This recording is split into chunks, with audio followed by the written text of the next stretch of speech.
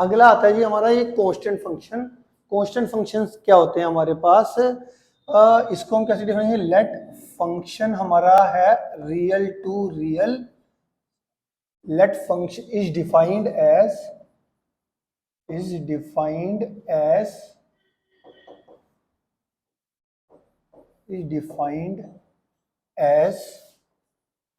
f of x is equals to c for all x belonging to real number, for all x belonging to real number।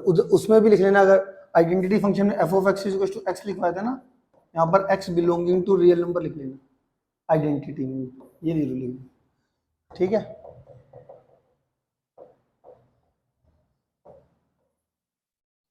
तो ये हमारा हो गया constant function. Constant function का graph कैसे बनेगा, इस कांस्टेंट फंक्शन का ग्राफ बनाने से पहले मैं आपको ये समझाना चाहता हूँ।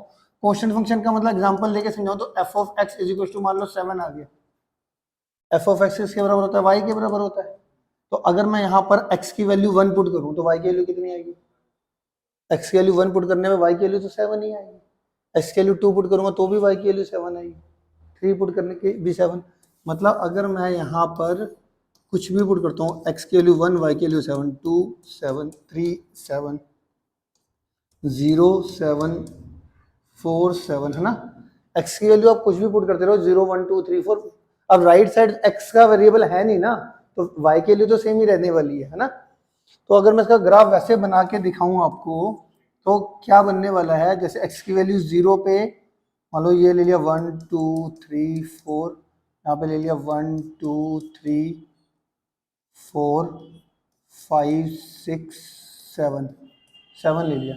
तो x की वैल्यू 0 पे y की वैल्यू 7 ये रहा, x की वैल्यू 1 पे y की वैल्यू 7 ये आएगा, x की वैल्यू 2 पे y की वैल्यू 7 ये आएगा, x की वैल्यू 3 पे y की वैल्यू 7 ये रहा, 4 पे 7 ये रहा, ठीक है। इस तरीके से ये ग्राफ बन जाएगा, ठीक है।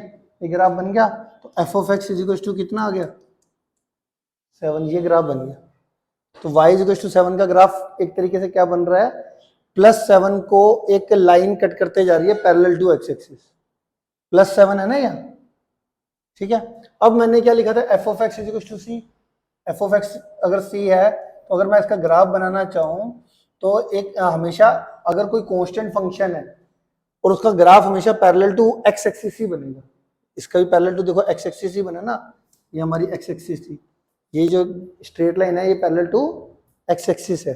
तो अगर इस लाइन का ये f of x equal to c है तो एक line parallel to x axis मैंने ड्रॉ कर दी, और यहाँ पे जब f of x equal to 7 था तो ये +7 को कट करती हुई जा रही है।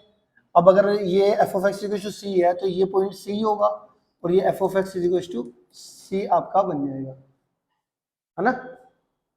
तो इस तरीके से ये आपका ग्राफ बन गया, ये हमारा x एक्सिस, ये हमारा y एक्सिस, हाँ।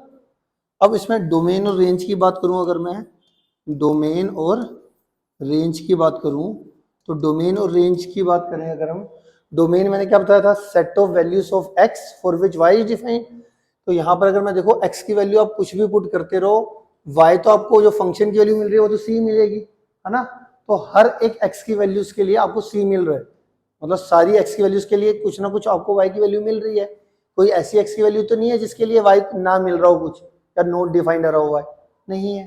तो हम यहाँ पे डोमेन की वैल्यू क्या पुट करने, डोमेन क्या आ जाएगा हमारा, set of real number, x की आप की कोई भी वैल्यू पुट करोगे y डिफाइंड मिल रहा है, y डिफाइंड का मतलब y कोई ना कोई नंबर मिल रहा है। रेंज की बात करें, रेंज क्या होता है हमारा, y की वैल्यू मतलब फंक्शन की वैल्यू। अब आप देखो x की वैल्यू आप कुछ भी पुट करोगे तो फंक्शन की वैल्यू तो c मिलेगी, क्योंकि राइट साइड तो वेरिएबल है नहीं, कोई x नहीं है ना। तो रेंज में सिर्फ c आएगा, y की वैल्यू तो सिर्फ c आएगी ना। जैसे इसके अंदर मैंने आपको ग्राफ बताया था, x की वैल्यू आप कुछ भी पुट कर रहे हो, फंक्शन की वैल्यू आपको क्या मिल रही है, 7 मिल रही है। तो इसकी अगर मैं इस फंक्शन के हिसाब से रेंज बोलूंगा तो क्या आएगा, 7, है ना। मेरी बात समझ में आ गई, कांस्टेंट फंक्शन क्लियर हो गया आपको अच्छे तरीके से, ठीक है जी। इसके बाद हमारा ये कांस्टेंट फंक्शन हो गया और आइडेंटिटी फंक्शन हो गया हमारा, ठीक है। इसके बाद हमारा अगला आता है जो सबसे इंपॉर्टेंट फंक्शन है, वो हमारा मॉडुलस फंक्शन। मॉड्यूलस फंक्शन, ये बहुत पूछा जाता है। मॉड्यूलस फंक्शन, मॉड्यूलस फंक्शन क्या है? हमारे पास यहाँ पे क्या है, let function real to real is defined as f of x is equals to mod x, f of x is equals to mod x। अब ये मॉडुलस x अभी कैसे काम करेगा वो मैं आपको बताऊंगा, ठीक है। फंक्शन है हमारा real to real is defined as f of x is equals to mod x for all x belonging to real number, for all x belonging to real number। अब इसके अंदर क्या होता है कि इस फंक्शन को ना ब्रेक करके ऐसे भी लिखा जाता है कभी बार, मोड के अंदर वाली जो क्वांटिटी है, मोड के अंदर वाली क्वांटिटी, इसको इक्वल टू 0 पुट कर दो। अब मोड के अंदर x है, इसको इक्वल टू मैंने क्या पुट कर दिया, 0। तो इस मॉडुलस फंक्शन को 12th में भी काम आने वाला है। इसको ब्रांच वाइज फंक्शन में लिखते हैं। ब्रांच वाइज फंक्शन क्या होता है मैं आपको बताता हूँ। ये लिखा आपने, इस तरीके से ब्रांच बना दी। अब मोड के अंदर जो इक्वल टू, मोड के अंदर जो फंक्शन था उसको इक्वल टू 0 करके आपकी x की वैल्यू कितनी आई, 0। तो आपने यहां पर लिखना है x आइदर ग्रेटर देन और इक्वल टू 0 और लेस देन 0। जो भी वैल्यू आएगी, 0 आई ना, तो एक लेना है x के लिए ग्रेटर देन के साथ इक्वल आएगा, लेस देन के साथ इक्वल नहीं आएगा। तो x greater than equal to 0 लेना है और एक x लेस देन 0 लेना है। जब ग्रेटर देन इक्वल टू 0 लिया आपने तो मोड को हटा के सिंपल ब्रैकेट लिखनी है और आगे प्लस का साइन पा देना है इसके आगे। और अगर मोड के अंदर वाली क्वांटिटी आप लेस देन 0 लेके चल रहे हो तो मोड को हटा के सिंपल ब्रैकेट और आगे नेगेटिव। इस तरीके से हम इस मॉडुलस फंक्शन को ब्रांच वाइज फंक्शन में कन्वर्ट करते हैं। क्या मेरी बात समझ में आ गई आपको? ठीक है। मोड अगर x लेस देन 0 लोगे तो मोड को हटा के माइनस आएगा। अगर x greater than equal to 0 ले रहे हो, मतलब मोड के अंदर वाली क्वांटिटी, सीधी सी बात है, आप ऐसे समझो, मोड के अंदर वाली क्वांटिटी अगर ग्रेटर देन इक्वल टू 0 हुई तो मोड को हटा के सिंपल ब्रैकेट और आगे प्लस तो माइनस। अभी मैं इसको वैल्यू भी सॉल्यूशन भी निकाल के दिखाता हूं। जैसे मान लो मुझे इसका ग्राफ बनाना है, तो सबसे पहले ग्राफ बनाने के लिए हम क्या निकालते हैं, सॉल्यूशन। तो मान लो सॉल्यूशन निकाल दिए जी हमने।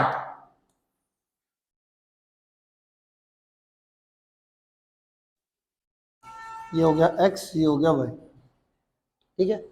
अब मान लिया तो मेरे को ना, मैं यहाँ पे ना कुछ 6 to 7 वैल्यूज लूंगा, क्योंकि x greater than equal to 0 वाली के कोरस्पोंडिंग फंक्शन है और x less than equal to 0 के कोरस्पोंडिंग। तो 1 2 3 5 6, ये 7 मैंने बना दिए।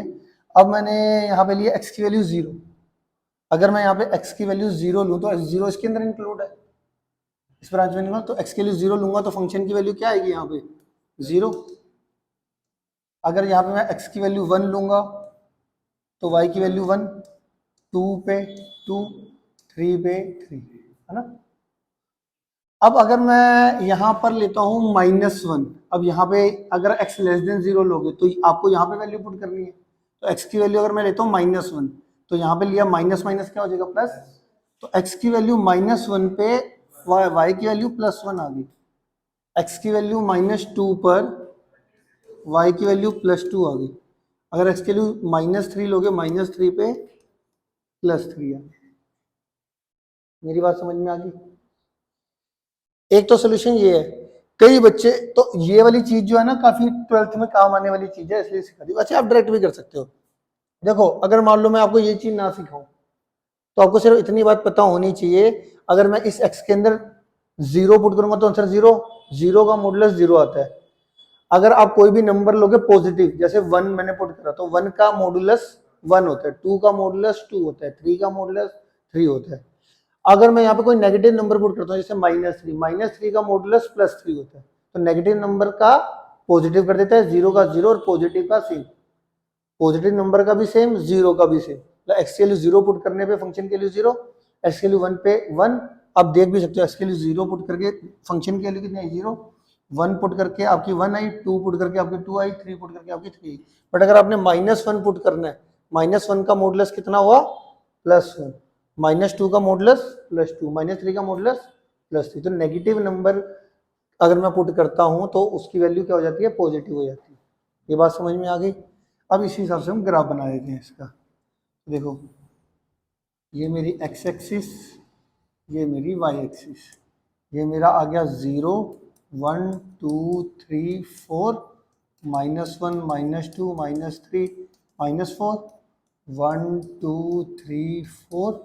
अब देखो x की वैल्यू 0 पे y की वैल्यू कितनी थी, 0, x की वैल्यू 1 पे y की वैल्यू 1, x की वैल्यू 2 पे y की वैल्यू 2, x की वैल्यू 3 पे y की वैल्यू 3, और इस तरीके से ये आपका ये लाइन बन जाएगी, ठीक है। और x की वैल्यू -1 पे y की वैल्यू +1, x की वैल्यू -2 पे y की वैल्यू +2, x की वैल्यू -3 पे y की वैल्यू +3, और इस तरीके से ये ज्वाइन करोगे तो आपका ये ग्राफ है ना। तो ये आपका f of x is equal to mod x का ग्राफ आ गया, है ना। क्या मेरी बात समझ में आ गई। अब इसके अंदर हमने क्या करना है जी, डोमेन और रेंज भी बतानी होती है। तो डोमेन बताओ क्या होगी। डोमेन हमारी यहाँ पर अगर मैं बात करूँ, डोमेन तो अगर आप देखो, आप x की कोई भी वैल्यू, रियल वैल्यू पुट कर रहे हो, फंक्शन की वैल्यू डिफाइंड मिली है, नॉट डिफाइंड तो मिलेगी नहीं, क्योंकि डिनोमिनेटर में कोई x वेरिएबल ही नहीं है। डिनोमिनेटर में अगर x वेरिएबल हो तो कुछ हो सकता है, अदरवाइज तो 1 है। तो अगर फंक्शन नॉट डिफाइंड होगा कब होगा, अगर डिनोमिनेटर में 0 होगा, तो डिनोमिनेटर में तो 1 है ऑलरेडी। तो x की ऐसी कोई भी वैल्यू एग्जिस्ट नहीं करेगी जिसमें डिनोमिनेटर में 0 आ जाए। तो इसका मतलब सारी की सारी x की वैल्यू के लिए फंक्शन की वैल्यू क्या मिलने वाली है, डिफाइंड। x की वैल्यू पुट करते रहो, y की वैल्यू आपको मिलती चली जाएगी। तो डोमेन हमारा क्या हो गया, सेट ऑफ रियल नंबर। अब आ जाते हैं जी रेंज पे। रेंज हमारे पास क्या होती है, x की वैल्यू जो डोमेन के अंदर जो x की वैल्यूज हमने ली थी वो सारी अगर मैं पुट करता रहूं सारी की सारी, तो रेंज हमारे को सेट ऑफ रियल नंबर मिलेगा। अब देखो रेंज अगर हम यहाँ पे रियल वैल्यूज पुट करें तो रेंज क्या आ सकता है। देखो अगर मैं 0 पुट करूंगा तो 0, अगर पॉजिटिव वैल्यू पुट करूंगा तो पॉजिटिव, और अगर नेगेटिव वैल्यू भी पुट करूंगा तो भी पॉजिटिव। तो इसका मतलब इसका आंसर जो आएगा वो आएगा 0 और पॉजिटिव वैल्यू, ठीक है।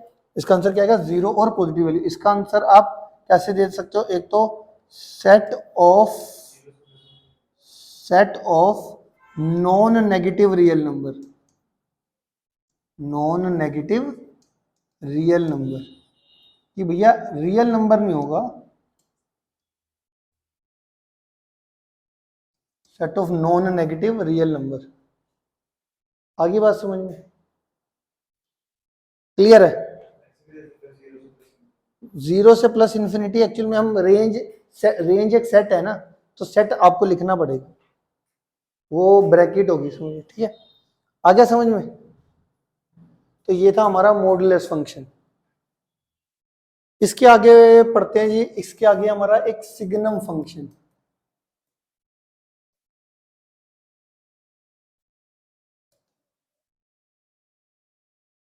सिग्नम फंक्शन, इसमें क्या होता है हमारा, the function real to real function real to real is defined as F of X. हमारा क्या होगा, अगर तो हम आप x की वैल्यू ग्रेटर देन 0 लेते हो तो फंक्शन की वैल्यू आएगी 1। अगर आप x की वैल्यू 0 लोगे तो फंक्शन की वैल्यू आएगी 0, और अगर आप x की वैल्यू लेस देन 0 लोगे तो फंक्शन की वैल्यू आएगी -1। तो ये हमारे को दिमाग में रखना है कि सिग्नम फंक्शन क्या होता है, ठीक है। For all x belonging to real number, ये सब में लास्ट में लिखना, ठीक है। अब आ जाते हैं जी फंक्शन की वैल्यू। अगर देखा जाए तो 1 0 -1 आएगी, तो आपको पता चल जाएगा रेंज तो 1 0 -1 ही आनी है ना। रेंज का मतलब क्या होता है, फंक्शन की वैल्यू। फंक्शन की वैल्यू तो फिक्स कर दी उन्होंने, चाहे एक्स वैल्यू ग्रेटर देन 0 लो, चाहे एक्स वैल्यू 0 लो, चाहे एक्स वैल्यू लेस देन 0 लो, फंक्शन की वैल्यू 1 0 और -1 ही आनी है ना। तो डोमेन आ गया। अब मैं यहाँ पे अगर इसका पहले डोमेन वैसी बात करूँ, डोमेन क्या आएगा, डोमेन और रेंज।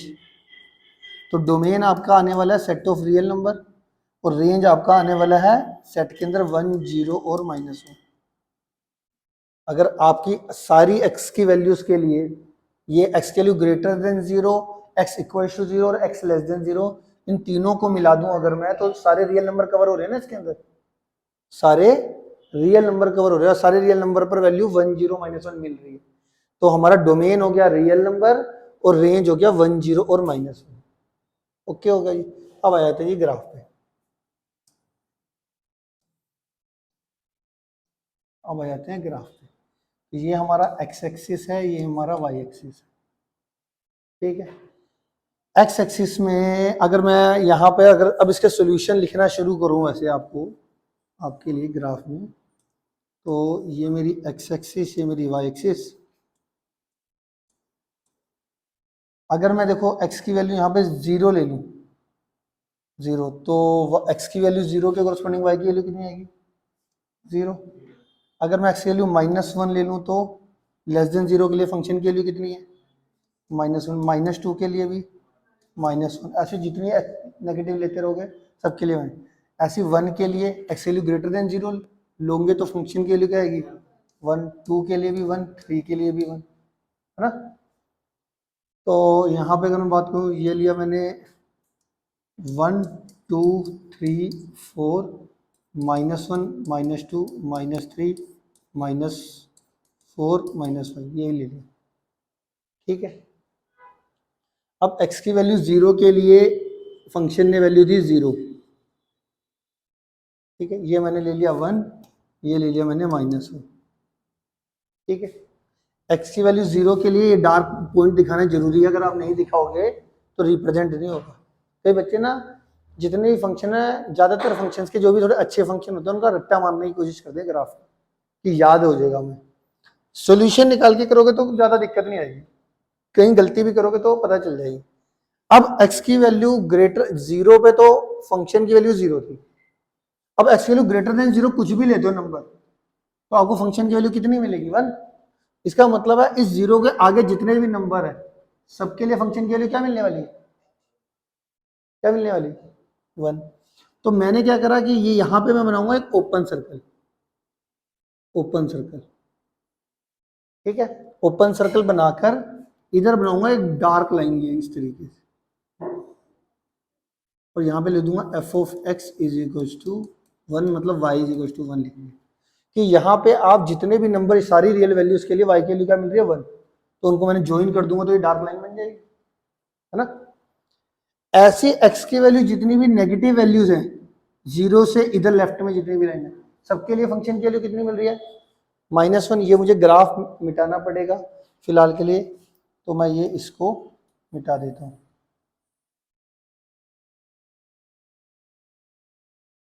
अब अगर x की वैल्यू मैं नेगेटिव लेता हूँ तो आपको पता है x की वैल्यू लेस देन 0 के लिए y की वैल्यू कितनी मिलेगी, -1। तो यहाँ पे मैं एक ओपन सर्कल बनाऊंगा पहले, और -1 से इधर जितनी भी वैल्यू है x की वैल्यू नेगेटिव, सबके लिए फंक्शन की वैल्यू कितनी मिल रही है, -1।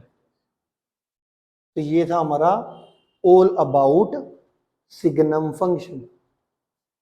क्या मेरी बात समझ में आ गई, 100%? सब क्लियर है, सिग्नम फंक्शन भी क्लियर हो गया अच्छी तरीके से। इसके बाद हमारा एक लास्ट फंक्शन आता है जो सबसे इंपॉर्टेंट है, वो इसमें जो सबसे ज्यादा पूछे जाने वाले कोई फंक्शन है वैसे, जो कि थोड़े अच्छे नंबरों में आते हैं, वो है मॉडुलस, सिग्नम और ग्रेटेस्ट इंटीजर फंक्शन। तो अब लास्ट पढ़ रहे हैं हम greatest integer function, greatest integer function, greatest integer function. ये क्या होता है, let function real to real is defined as F of X is equal to, ये होता है ग्रेटेस्ट इंटीजर फंक्शन का साइन, रेक्टेंगुलर ब्रैकेट, और यहां पर x बिलोंग करेगा रियल नंबर से, x किससे बिलोंग करेगा, रियल नंबर से, ठीक है। क्लियर हो गई। अब ये जिंट फंक्शन है क्या, कैसे करता है, कैसे, इसको थोड़ा पहले समझेंगे, उसके बाद इसका ग्राफ बनाएंगे। तो यहाँ पे देखो क्या करना है आपने, एफ ऑफ एक्स, यहाँ पे ना मैं ग्राफ बनाने के लिए ये इस तरीके से कुछ वैल्यूज पुट कर के आपको दिखाऊंगा पहले। जेंट एक्स, इसकी जो वैल्यूज होगी ना वो ना नंबर लाइन पे प्लॉट करके आपको पता चलेगी। पहले तो ये मान लेते हैं एक रियल नंबर लाइन है, ये आपके क्या है, रियल नंबर लाइन। ये मेरा आ गया 0 1 2 3, ठीक है, यहाँ पे -1 -2 -3, ठीक है। अब मैं मान लेता हूँ यहाँ पे ना वैल्यू, अगर आप कोई भी इंटीजर पुट करते हो, इंटीजर, तो 1 का ग्रेटेस्ट इंटीजर फंक्शन 1, 2 का ग्रेटेस्ट इंटीजर फंक्शन 2, 3 का ग्रेटेस्ट इंटीजर फंक्शन 3। तो अगर इसका मतलब क्या समझ में आया, अगर मैं x की वैल्यू कोई इंटीजर पुट करूंगा तो सेम ही आंसर आ जाएगा। ग्रेटेस्ट इंटीजर फंक्शन में अगर मैं x की वैल्यू कोई इंटीजर पुट करूंगा तो सेम ही फंक्शन आ जाएगा, मतलब सेम नंबर आ जाएगा। x की वैल्यू 1 पुट कर रहे हैं इसके अंदर, तो 1 का ग्रेटेस्ट इंटीजर फंक्शन 1, 2 का ग्रेटेस्ट इंटीजर फंक्शन 2, 3 का ग्रेटेस्ट इंटीजर फंक्शन 3। ये मेरी बात समझ में आ गई। अब एक तो होती है देखो इंटीजर वैल्यू, रियल नंबर में अगर मैं देखूं, रियल नंबर में दो तरीके को कैटेगराइज करूं तो एक होता है इंटीजर, एक होता है नॉन इंटीजर। इंटीजर और नॉन इंटीजर को मिला के पूरे रियल नंबर कवर हो जाएंगे। अब मैं कोई नॉन इंटीजर सोचता हूँ, नॉन इंटीजर का मतलब कि कोई भी दो इंटीजर के बीच में कोई वैल्यू आ रही होगी इसकी। तो एग्जांपल के तौर पे मैं सोच लेता हूँ 1.5 का ग्रेटेस्ट इंटीजर फंक्शन क्या होगा। 1.5 कहाँ पर होता है, आपको रियल नंबर लाइन पे प्लॉट करना है, ये रहा 1.5। तो 1.5 से आपको अब 1.5 का ग्रेटेस्ट इंटीजर फंक्शन निकालना है ना, तो आपने क्या करना है, 1.5 जहां पे भी आपने प्लॉट किया है उससे लेफ्ट में जाना है। लेफ्ट में जो पहला इंटीजर होगा, जो पहला इंटीजर आया वो उसका आंसर होगा। मतलब 1.5 का ग्रेटेस्ट इंटीजर फंक्शन क्या देगा, 1। अगर मैं तुम्हें कहूँ जी 1.3 का ग्रेटेस्ट इंटीजर फंक्शन कितना आएगा, वो भी 1 आएगा। अगर मैं कहूँ जी 1.2 का ग्रेटेस्ट इंटीजर फंक्शन कितना आएगा, 1। आगे बात समझिए। अब मैं कह रहा हूँ जी 3.9 का ग्रेटेस्ट इंटीजर फंक्शन कितना आएगा, 3 आएगा। 3.9 मान लो ऑलमोस्ट कहाँ पे होगा, 3 और 4, ये 4 के नियर बाय, पर हमने तो लेफ्ट में जाना है, लेफ्ट में गए तो 3 आएगा, है ना। नेगेटिव में कोई नहीं फर्क पड़ता, जैसे -0.1 का ग्रेटेस्ट इंटीजर फंक्शन, अब -0.1 आ गया इधर लेफ्ट हैंड में, यहाँ पे कहीं -0.1 होगा, तो इससे लेफ्ट में जाएंगे तो -1 होगा इसका ग्रेटेस्ट इंटीजर। 0.1 का ग्रेटेस्ट इंटीजर फंक्शन 0 होगा। 0.1 कहाँ पे आएगा, 0 से थोड़ा सा आगे, तो उससे लेफ्ट में जाएंगे तो 0 आएगा। समझ में आ रही है मेरी बात, सोल्यूशन निकालने आए आपको। मैंने बोला इंटीजर का ग्रेटेस्ट इंटीजर फंक्शन इंटीजर ही आएगा। किसी कोई भी इंटीजर वैल्यू पुट करते हो तो उसका greatest integer function integer itself आएगा।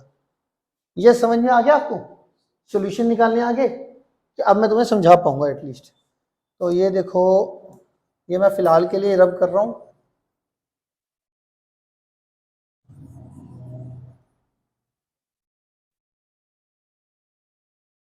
ठीक है जी, अब मैं आपको ग्राफ बना के दिखाता हूँ इसमें कि कैसे ग्राफ बनता है। तो ग्राफ स्टार्ट करते हैं इसका।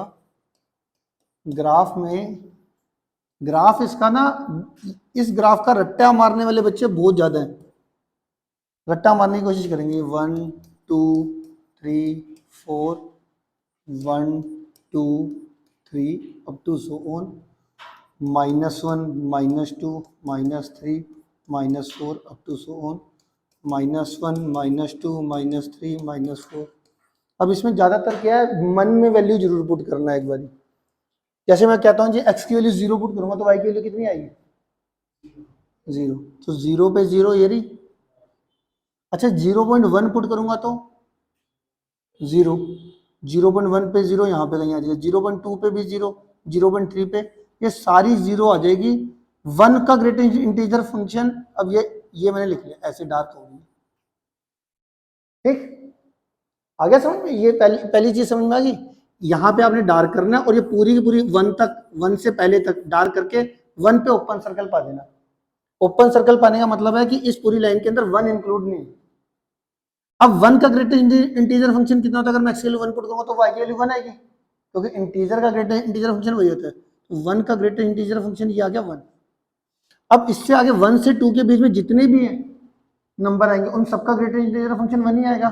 तो मैं सबका इन सबके ऊपर वैल्यू 1 ही लिख रहा हूं, 2 पे ओपन कर देता हूं।